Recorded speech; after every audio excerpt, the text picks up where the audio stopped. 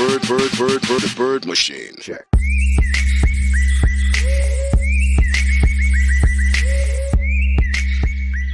আসসালামু আলাইকুম কবুতর প্রেমী ভাই বোনেরা, সবাই কেমন আছেন? অবশ্যই আমাকে জানাবেন। আল্লাহর রহমতে আমি অনেক ভালো আছি। তো আপনাদের কবুতর অবশ্যই ভালো থাকবে সেই প্রত্যাশাই সবসময় আমার থাকে।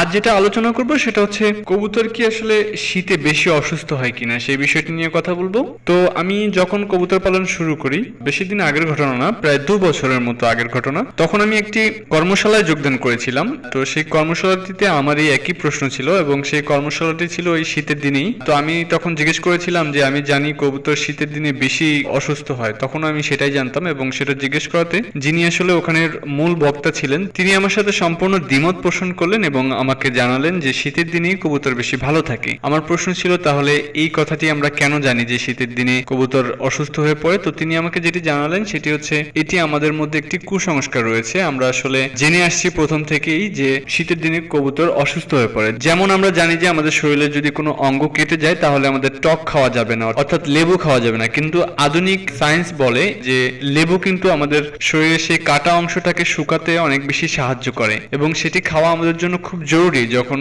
কোথাও কেটে যায়। তো আমরা ঠিক তার বিপরীতটাই জেনে আসছি সারা জীবন এবং সেই কুসংস্কারটির কারণে আমরা অতিরিক্ত বেশি যত্ন নিতে গিয়ে বা অতিরিক্ত বেশি কনসার্ন থাকতে গিয়ে আমরা আসলে ক্ষতি করে বসি। সেটা কিভাবে? আমার প্রশ্ন ছিল যারা আমরা ব্যবসায়িক ভিত্তিতে বা যারা আমরা শখের বসে ঢাকা শহরে কবুতর পালি তারা কি করি, অনেক বেশি আবদ্ধ করে ফেলি, ওদের খাঁচাগুলোকে এমন ভাবে আবদ্ধ করে ফেলি যাতে কিনা ওরা দম বন্ধ হয়ে যাওয়ার মতো অবস্থা হয়ে যায় ওদের, এবং সেই জায়গাটি থেকে প্রপার বাতাস চলাফেরা করতে আমরা দেই না, যেটাকে বলা হয় অতিরিক্ত করে ফেলি। আমরা ওদের জন্য সবকিছু অতিরিক্ত করে ফেলি। অনেকে তো আবার শীতের দিনে গরম পানি খাওয়াতে গিয়েও কবুতরকে মেরে ফেলেছে, এমনটাও শোনা গিয়েছে যে পানিটা তার কুসুম গরম গরমই ছিল কিন্তু কবুতর যখন মুখ দিয়ে টান দেয় সে অনেকখানি একবারে খেয়ে নিয়েছিল এবং সেই কবুতরটি জায়গাতে দাপাদাপি করতে করতে মারা গিয়েছিল। তো এগুলো কিন্তু আমাদের ওভার কনসার্নের কারণে হচ্ছে। আমরা ঘরগুলোকে এমন ভাবে আবদ্ধ করে ফেলি সেখানে প্রপার বাতাস যাতায়াত করতে পারে না এবং সে কারণেই কিন্তু একটি আবদ্ধ পরিবেশ তৈরি হয়, সেখানে কিন্তু জীবাণুগুলো তৈরি হয়। তো আমরা যদি আসলে প্রপারলি বুঝতে পারি তাহলে কিন্তু কবুতর শীতের দিনে বেশি অসুস্থ হয় এই কথাটা ঠিক না। কেউ আমাকে ভুল বুঝবেন না প্লিজ, আসলে আমি নিজের অভিজ্ঞতা থেকে বলছি। আমার শীতের দিনে কবুতর সত্যিই ভালো থাকে। আমি আসলে ওদেরকে একটা বারান্দায় সেটআপ দিয়েছি আমার, এবং আমি চেষ্টা করি ওখানে যেন নরমাল টেম্পারেচার থাকে।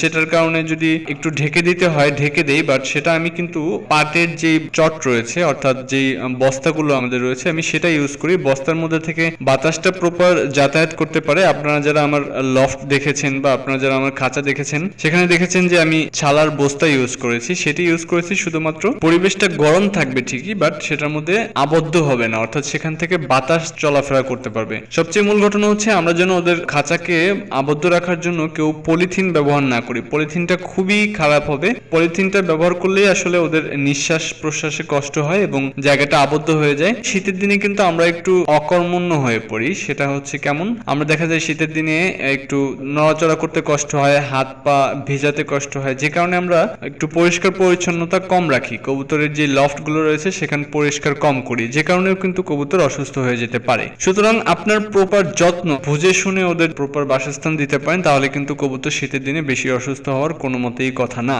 আর যারা ছেড়ে কবুতর পালেন তাদের তো আসলে ভাবে চট দিয়ে ব্যবস্থা করা সম্ভব না। তারা যেটা করবেন অবশ্যই কবুতরের রাতে যদি সম্ভব হয় আপনার খোপটির মুখটি বন্ধ করে দেবেন এবং সকালে ছাড়বেন, এবং সকালে একটু দেরি করে ছাড়ার চেষ্টা করবেন যখন রোদ উঠে যাবে, এবং অবশ্যই আপনার খোপের সামনে একটি বাম থাকা জরুরি, যেই বামটিতে আসলে রোদ পড়ে এমন একটি জায়গাতে বামটা রাখতে পারলে ভালো হয় যেখানে কিনে কবুতর গিয়ে বসতে পারবে রোদের মধ্যে। অর্থাৎ আপনি একটু বিকালে তাড়াতাড়ি চেষ্টা করবেন ওদের খোপে নিয়ে আসার জন্য। সেটা বিভিন্ন পদ্ধতি রয়েছে, একটু খাবার দিয়ে হোক বা যেভাবে হোক ওদের অভ্যাসটা করে নেবেন খুব তাড়াতাড়ি যাতে ওরা খোপে যায় এবং খোপটি যাতে আপনি বন্ধ করে দিতে পারেন, এবং হচ্ছে সকালে একটু দেরি করে ছাড়বেন যাতে ওরা গিয়ে রোদে বসতে পারে, এবং অবশ্যই একটি বামের ব্যবস্থা করবেন যেখানে কিনা ওরা বসতে পারবে রোদের মধ্যে। আর নর্মালি যেসব যত্ন আপনি প্রতিনিয়ত নিয়ে থাকেন সেই সব যত্ন অবশ্যই কবুতরের জন্য করবেন। আশা করি অবশ্যই আপনার কবুতর অনেক বেশি ভালো থাকবে। তো আজকের ভিডিওটি এ পর্যন্তই। সামনে অন্য একটি বিষয় নিয়ে ভিডিও থাকছে, সেটি হচ্ছে কবুতরের মশাজনিত বিষয় নিয়ে আমি কথা বলার চেষ্টা করব। তো আশা করি নেক্সট ভিডিওর জন্য অবশ্যই আপনারা অপেক্ষা করবেন।